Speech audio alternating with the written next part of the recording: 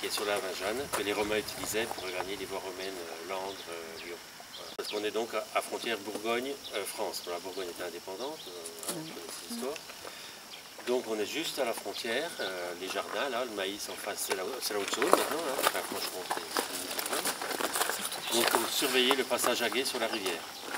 Donc ça c'est en 1321. Alors on se construit la maison forte sans les mâchicoulis, des remparts tout le tour. Vous avez peut-être vu la tour Carrick en entrant à l'opposé. Voilà. Il y en avait une autre sous la voiture, là, par là. Et c'était des remparts et une cour intérieure. Les douves tout le tour, là qu'on est dessus, donc juste au ras. Toutes les douves qui font 10 mètres de large, qui tournaient derrière la porte. Et tous les remparts extérieurs, donc 3/4 de la longueur, là, le mur extérieur fait 2 mètres de large. Il y avait des tours dans les angles et ça rejoignait une porte sur la route.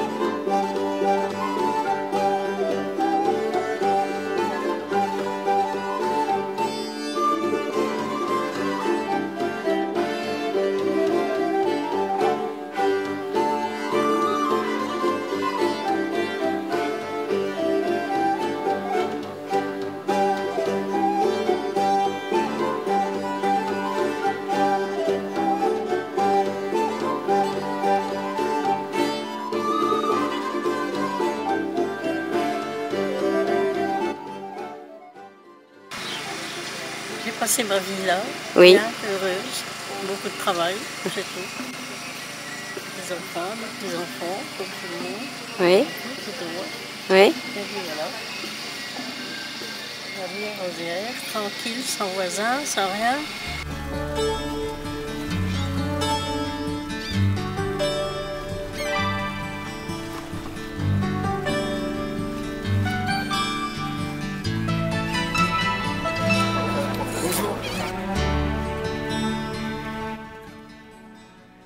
Cette sortie sur la Saône, le chemin de halage fait partie d'un itinéraire européen qu'on appelle la Voie Bleue, qui part du Luxembourg, qui longe la Moselle, le canal des Vosges et la Saône jusqu'à Lyon, et qui représente 800 km de pistes cyclables, cavalières ou piétonnières.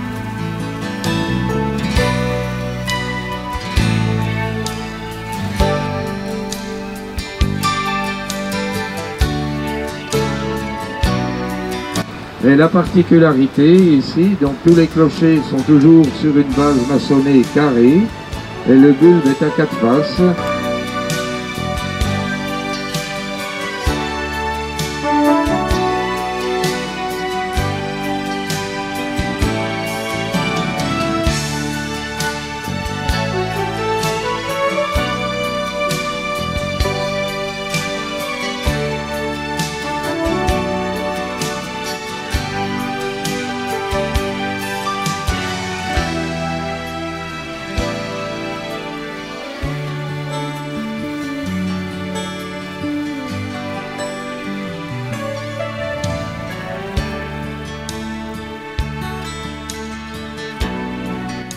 Donc ici, le site a aussi été transformé en halte fluviale. Mais il savait tout sans propos, tuer la caille ou le perdreau et manger la tome des chèvres. Pourtant que la montagne est belle, comment peut-on s'imaginer en voyant un vol d'hirondelles que l'automne vient d'arriver.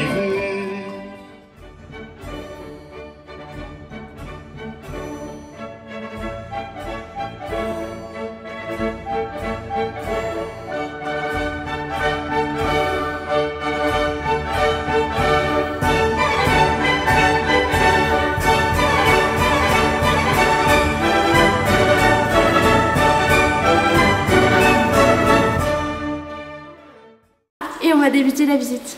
Vous avez donc un corset sous cette magnifique robe, des fausses fesses, donc c'est comme des gros coussins qu'on attache par-dessus, derrière, pour faire des fausses fesses. Vous avez la crinoline qui peut être en métal ou en bois. Voilà. Donc c'est un espèce de gros jupon avec des cerceaux.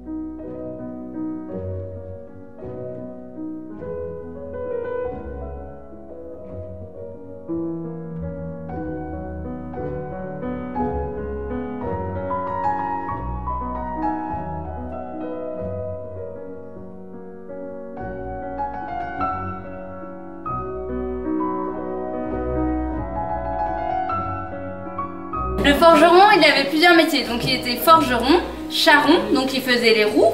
Il était maréchal ferrant et exactement, il était aussi serrurier. Il avait plusieurs casquettes, il faisait tout en même temps. Donc là vous pourrez voir à l'intérieur, donc il y a une roue qui est installée. C'est parce que le forgeron va refaire le cerclage des roues. Au plafond vous avez des clés, parce qu'il est serrurier.